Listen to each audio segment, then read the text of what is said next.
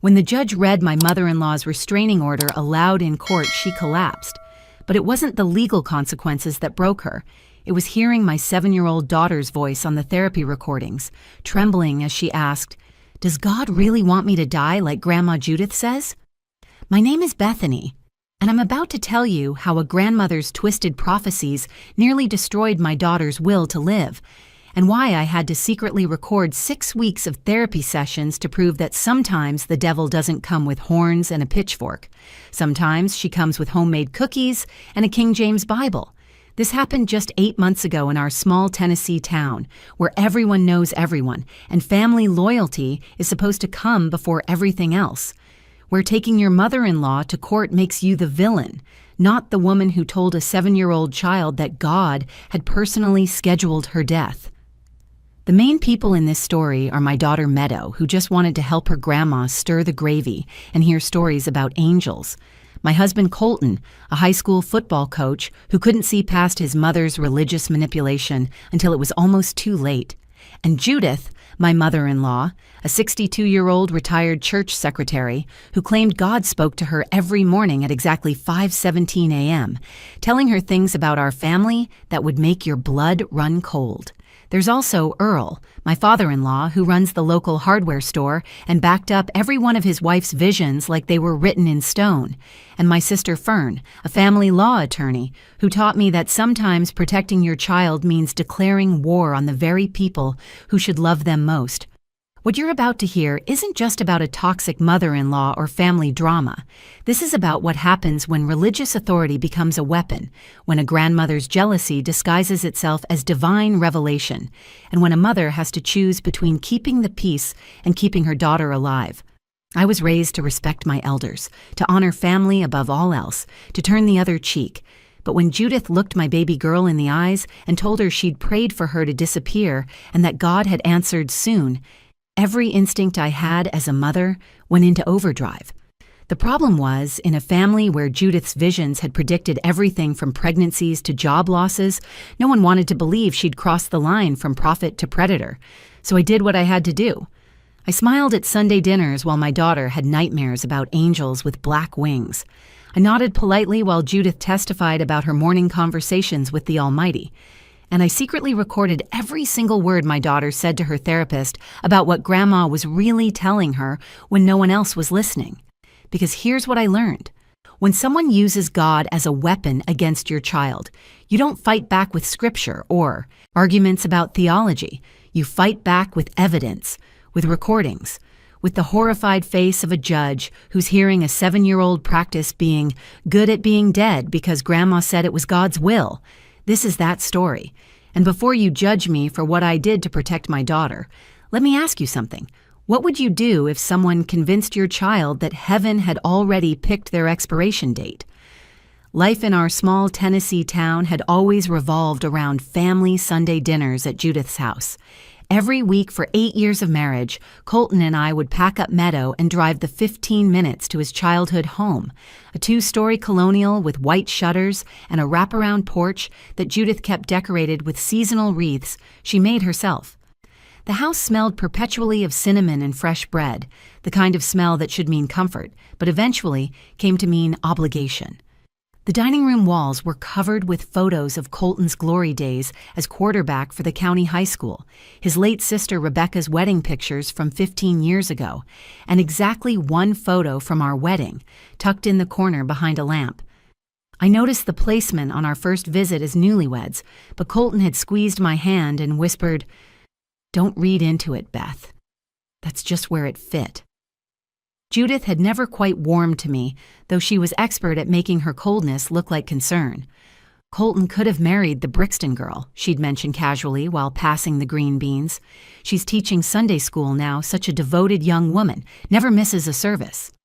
She'd pause, letting the weight of that last part settle over the table like dust.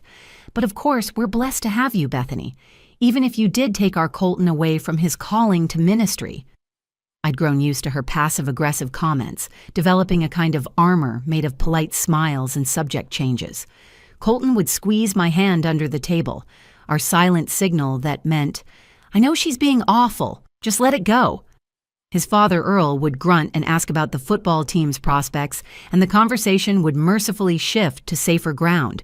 The truth was, I had taken Colton from ministry, if you wanted to look at it that way. We'd met when he was in seminary and I was finishing nursing school. He'd been volunteering at the hospital, praying with patients, when he walked into my pediatric ward and saw me singing to a baby with colic. I knew right then, he'd tell people at parties, that God had different plans for me. He dropped out of seminary the month before graduation to marry me, taking the coaching job at the local high school instead. Judith had worn black to our wedding, claiming she was still mourning Rebecca, who died 3 years prior. Despite the tension, Meadow adored these gatherings. She'd bounce in her booster seat during the drive over, listing all the things she wanted to tell Grandma. Judith. She lets me stir the gravy, Meadow would tell me excitedly, her blonde curls bouncing, and she tells me stories about angels and how Aunt Rebecca is watching over us from heaven. She says, I have Aunt Rebecca's eyes. Earl was easier to love, a quiet man who'd slip Meadow $5 bills and teach her card tricks, while the women cleaned up after dinner. He'd built her a dollhouse in his workshop, spending months on the tiny furniture and perfect miniature shingles. Every princess needs a castle, he'd said when he presented it on her 5th birthday, and I'd felt my heart soften toward him, despite his unwavering loyalty to his wife's peculiarities. The transformation started subtly after I missed 3 Sunday dinners in a row due to hospital shifts during a particularly severe flu outbreak. The pediatric ward was overwhelmed, and I'd volunteered for extra shifts when 2 other nurses got sick. Working on the Lord's Day, Judith would mutter when we finally returned. Some priorities never change, I suppose. Mom, Bethany's saving lives, Colton had defended me half-heartedly. That's God's work, too. Is it? Judith had responded, her voice sweet as honey. Or is it putting career before family, before faith? I just worry about little Meadow growing up without proper guidance. A mother should be home on Sundays. The comments escalated slowly, like water heating degree by degree until suddenly it's boiling. She started scheduling special grandmother-granddaughter time during my shifts, picking Meadow up for Saturday sleepovers that stretched into Sunday afternoon. You rest, she'd tell me with that pinched smile. I know those long shifts must be exhausting. Meadow and I will have our special time. Colton thought it was wonderful. Mom's really trying, he'd said one night as we got ready for bed. She's making an effort with Meadow. Maybe she's finally accepting our life choices. I wanted to believe him. I wanted to believe that Judith's increased interest in our daughter was genuine grandmother love, not some calculated attempt to compensate for the daughter-in-law she wished she didn't have. But mothers know. We can sense danger to our children like animals sense earthquakes, a deep rumbling of wrong that starts in our bones before our minds catch up. I should have trusted that instinct sooner. I should have paid attention to the way Meadow started asking strange questions about heaven, about whether people knew they were going to die before it happened, about whether God really had a big book with everyone's death date already written down. But I didn't. I was too busy trying to keep the peace, too concerned with being the bigger person, too afraid of being the difficult daughter-in-law who caused family drama. That hesitation would haunt me for months to come, because while I was playing nice, Judith was playing prophet, and my 7-year-old daughter was her most devoted congregation of one. Everything changed on Palm Sunday. I'd finally gotten a day off after working 12 straight days, and we arrived at Judith's house to find Meadow sitting alone on the porch steps, her small body shaking with silent sobs. Her Sunday dress, the yellow one with daisies that she'd picked out herself, was crumpled where she'd been hugging her knees to her chest. Honey, what's wrong? I knelt beside her, feeling the cold concrete through my dress. Her face was blotchy red, and she wouldn't meet my eyes. Grandma Judith says I'm going away soon, she whispered, her voice so small I had to lean in to hear it. She said she asked God about me, and he told her I'd disappear. My blood ran cold, but I kept my voice steady. What exactly did Grandma say, sweetie? Tell Mommy everything. Meadow's bottom lip trembled. She was teaching me the special prayer, the one she does every morning. She said she's been praying about me because she loves Daddy so much. She said she asked God to make me disappear so Daddy could have a better family, and God said, soon. She said it means I'm going to heaven to be with Aunt Rebecca. I stood up so fast my vision went black at the edges. Through the front window, I could see Judith in her kitchen, calmly icing a cake like she hadn't just told my child she was marked for death. I found Colton in the garage with Earl, both of them bent over an old truck engine. "We need to leave. Now," I said. "Beth, what's wrong? Dinner's in 20 minutes. "Your mother told Meadow she's going to die," I said flatly. "She told our 7-year-old that God wants her to disappear." Colton laughed nervously, wiping his greasy hands on a rag. "Come on, Mom gets dramatic about her prayer visions. You know how she is. She doesn't mean anything by it." "She told our daughter that she prayed for her to disappear." Earl straightened up, his face stern. "Now, Bethany, Judith's always had the gift of prophecy. She predicted Rebecca's car accident, didn't she? Knew something bad was coming 3 days before it happened. You shouldn't dismiss the Lord's messages just because they make you uncomfortable." "Are you seriously defending this?" I couldn't believe what I was hearing. "She's traumatizing Meadow." "She's preparing her spiritually," Earl said calmly. "Children should know about heaven. Death is a part of life." That night was the first nightmare. Meadow woke up at 2 a.m. screaming so loudly that Colton fell out of bed trying to get to her room. "The angels are coming to take me," she sobbed, clinging to my neck so tightly I could barely breathe. "I can see their black wings. I don't want to disappear. Please, Mommy, I don't want to go." I held her while she shook, feeling her little heart racing against my chest. Colton stood in the doorway looking lost. "It's just a bad dream, Princess," he said weakly. "It's not just a dream," Meadow wailed. "Grandma said God already decided. She said he wrote it in his big book and no one can change it." This continued every single night for 2 weeks. Dark circles formed under Meadow's eyes like bruises. She stopped eating breakfast, pushing her cereal around the bowl. When I asked why, she said in that matter-of-fact way children have, "Why eat if I'm going away? Grandma said they don't have regular food in heaven."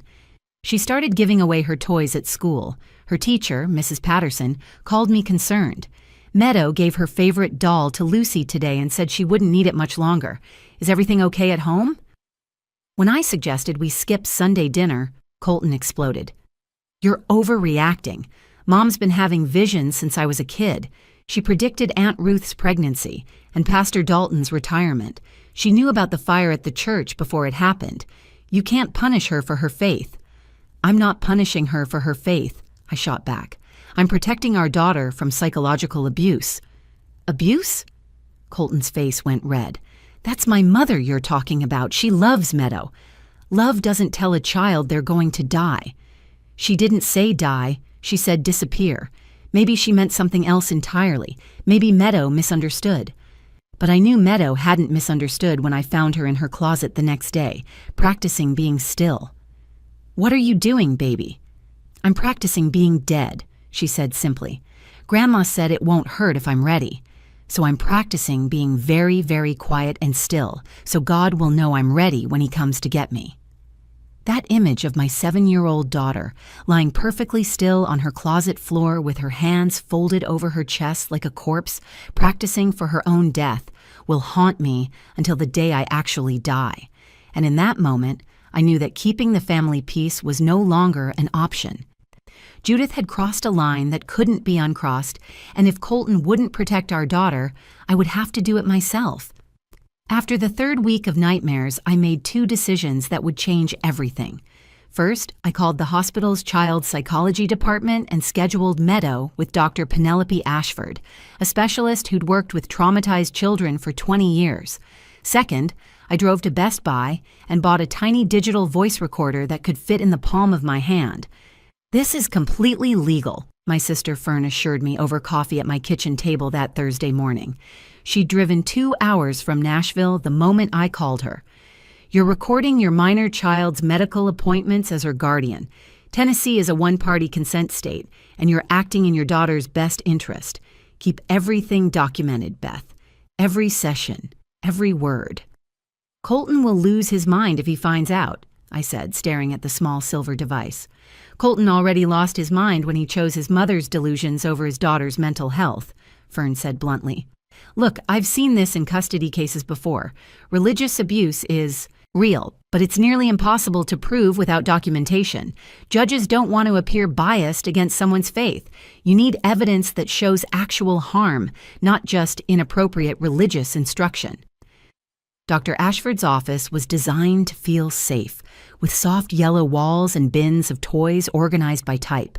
She was a gentle woman with silver hair pulled back in a loose bun, wearing a cardigan with tiny butterflies embroidered on it.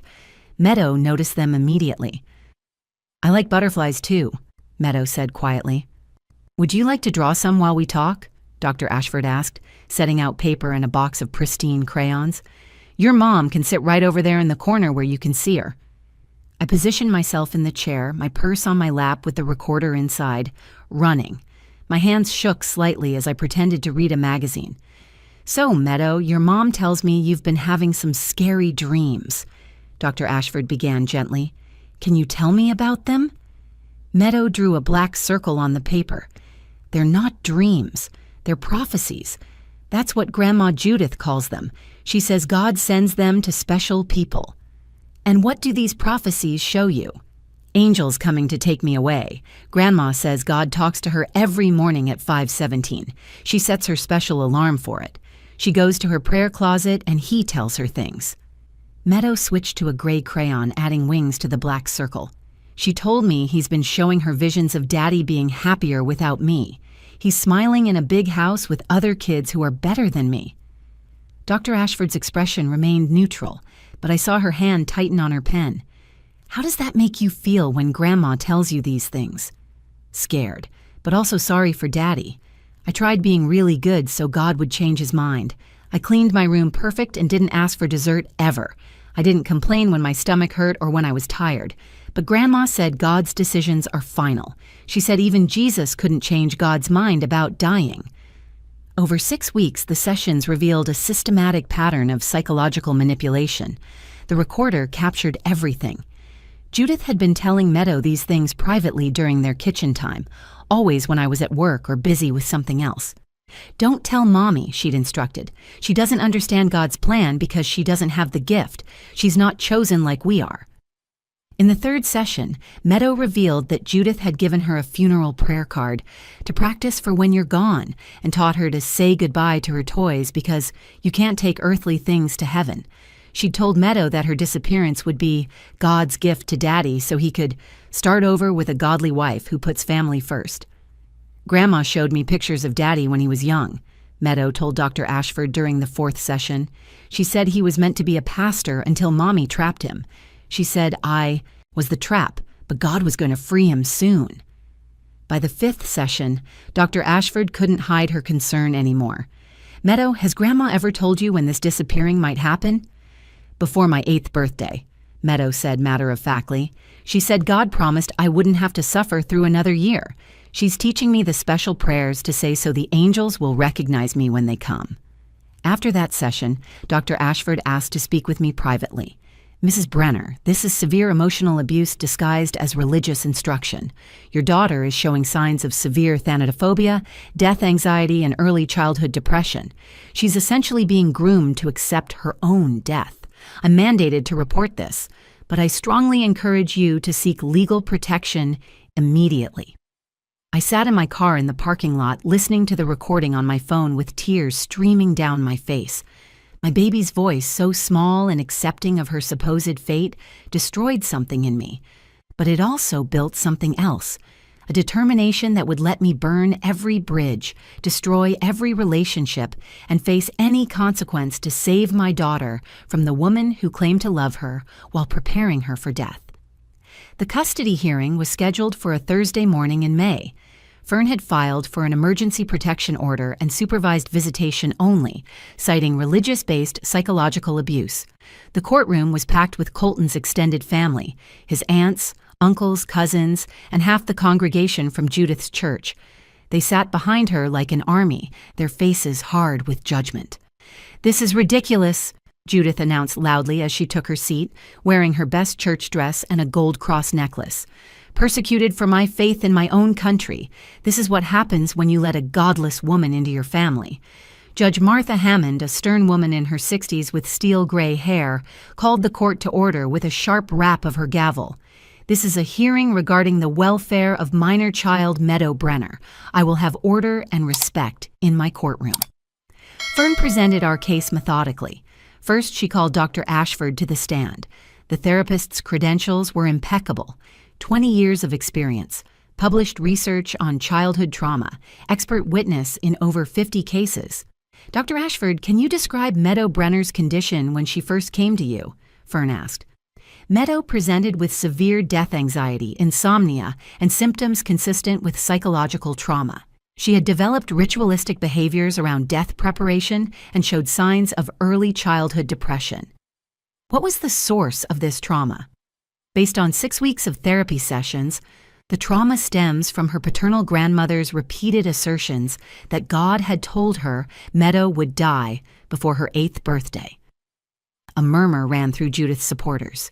She stood up abruptly. "That's a lie. I never said, die."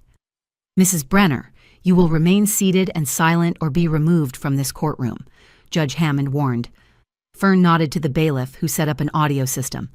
"Your Honor, I'd like to present recordings from Meadow's therapy sessions, legally obtained by her mother as her guardian during medical treatment." The courtroom fell silent as the bailiff pressed play. Meadow's small voice filled the room, clear and innocent. "Grandma Judith says, when I disappear, Daddy can marry Miss Brixton from church and have normal babies. She says I'm broken because Mommy worked too much when she was pregnant with me. She said that's why God is taking me back, like a recall on a broken toy." Colton's face went white. He stared at his mother, who was shaking her head frantically. The recording continued. Dr. Ashford's gentle voice asked, "Did Grandma tell you what disappearing means?" "It means going to heaven to be with Aunt Rebecca. She said Aunt Rebecca is lonely and needs a little girl to take care of. Grandma gave me Aunt Rebecca's funeral card so I could practice the prayers. She said if I memorize them, dying won't hurt as much." Several people in the gallery gasped. One of Colton's aunts got up and left. The next recording was even more damaging. "I asked Grandma if disappearing hurts," Meadow's voice said. "She said only if you're not ready for God. So I try to be ready. I practice being very still in bed so I'll be good at being dead. Grandma says God likes children who don't fight His plan." "That's taken out of context," Judith shouted, jumping to her feet again. "I was preparing her spiritually for the reality of mortality. Everyone dies." "Not everyone tells a 7-year-old she's been scheduled for death by God," Judge Hammond said coldly. "Sit down, Mrs. Brenner, or I'll hold you in contempt." Dr. Ashford's testimony continued for another 20 minutes, detailing the psychological damage. This child was essentially groomed to accept her own death as inevitable and imminent. She stopped eating regularly, gave away possessions, and developed thanatophobia so severe she would practice being dead. This is one of the most severe cases of religious-based psychological abuse I've encountered in my career. When Judith took the stand in her own defense, she was defiant. "I have the gift of prophecy. God speaks to me. I've predicted dozens of events in this family. Ask anyone." "Mrs. Brenner," Fern questioned, "did you tell your granddaughter that God wanted her to disappear?" God's messages aren't always clear. Sometimes disappear means transformation, moving away, change. "Did you give a 7-year-old child a funeral card to practice prayers for her own death?" "I gave her Rebecca's memorial card as a connection to her aunt. Did you tell her she was broken, that her father would be happier without her?" Judith's voice rose to a near shriek. "I told her the truth. That child disrupted God's plan for my son. He was meant for ministry, not to be trapped by some woman who puts career before family. If God wants to correct that mistake, who am I to question His will?" The courtroom erupted. Judge Hammond slammed her gavel repeatedly. When order was restored, her voice was ice. "I've heard enough. Mrs. Judith Brenner, Mr. Earl Brenner, and any family member who supports their actions are hereby prohibited from unsupervised contact with the minor child until she reaches the age of 18. Any violation will result in immediate criminal charges. This court also orders mandatory psychological evaluation for Mrs. Judith Brenner and family therapy for all parties." As the gavel fell with finality, Judith collapsed into Earl's arms, sobbing. But her tears weren't from remorse. As we walked past, she hissed at me. When my vision comes true, you'll know God's judgment is real." "Your vision," I said quietly, holding Meadow's hand tightly, "was never from God. It was from your own bitter heart that couldn't accept your son loved someone you didn't choose." 2 days after the court ruling at 2 a.m., our doorbell camera sent an alert to my phone. Colton and I watched in disbelief as 8 figures stood on our porch in the darkness. Judith was at the front holding what looked like a vial of blessed oil, making crosses on our door while the others formed a prayer circle. Earl held a Bible over his head. Colton's aunts and cousins swayed with their eyes closed, and we could hear them through the camera's audio, speaking in tongues and calling for the demon Bethany to release her hold on this family. 517, Colton! Judith suddenly screamed at the camera, knowing we were watching. "God still speaks at 517. He tells me the truth about that woman's wickedness. She's turned you against your calling." I had already dialed 911. The police arrived within 8 minutes, their lights cutting through the prayer circle like a blade. As they led Judith away in handcuffs for violating the protection order, she called out one last time, "The prophecy stands. God's will cannot be stopped by man's courts." Earl followed in his own car to post bail.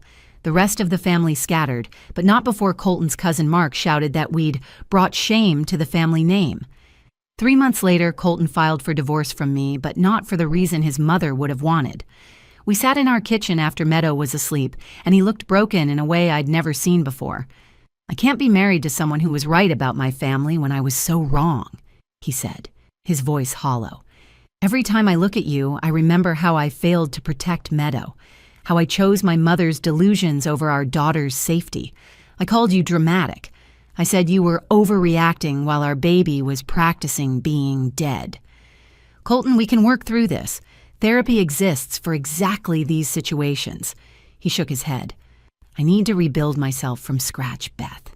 Away from here, away from them, away from everything that made me think it was normal for my mother to predict deaths and call it prophecy. I've been in that sickness my whole life. I need to find out who I am without it." We worked out generous joint custody with one ironclad stipulation. His family had 0 access to Meadow. Colton moved 2 towns over, took a coaching job at a different school, and started intensive therapy. He's been in treatment for 8 months now, unpacking years of what his therapist calls religious trauma and coercive control disguised as faith. "I'm starting to remember things," he told me during a recent custody exchange. "Mom's prophecies about Rebecca before the accident. She'd been telling Rebecca for months that God showed her darkness around her. Rebecca was so anxious those last few months, Mom had her convinced something terrible was coming. It became a self-fulfilling prophecy when Rebecca was too nervous to drive safely." Meadow is 9 now. The nightmares stopped after a year of therapy with Dr. Ashford. She still sees her every other week, working through the trauma of being told she was marked for death by someone who claimed to love her. Last week, she asked me something that showed how far she's come. "Mom, do you think Grandma Judith still wakes up at 5:17? "Probably, honey. Why do you ask?"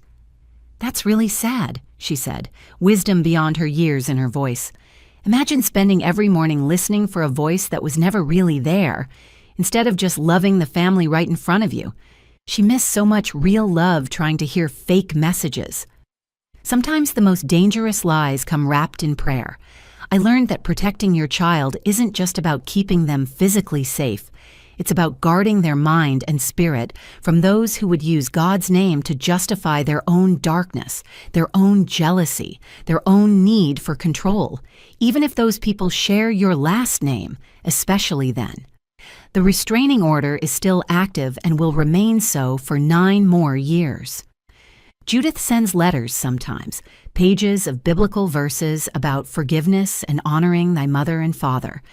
I keep them all, unopened, in a box marked evidence. My lawyer says to maintain everything in case they try to challenge the order. Last month, Meadow's teacher called to tell me she'd written an essay about bravery for a class assignment. She wrote about me. "My mom fought a whole army with just a recorder and the truth," she wrote.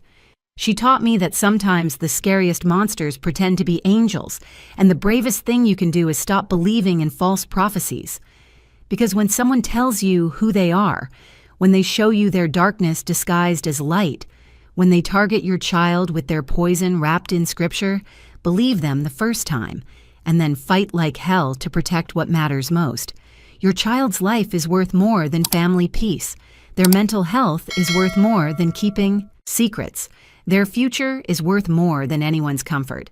If this story resonated with you, if you've dealt with toxic family members who hide behind religion, or if you believe that protecting children comes before protecting adult egos, please share this video. Leave a comment with your own experiences because you're not alone in this fight. And subscribe to this channel for more real stories about families, survival, and the courage it takes to stand up to those who should have protected us but didn't.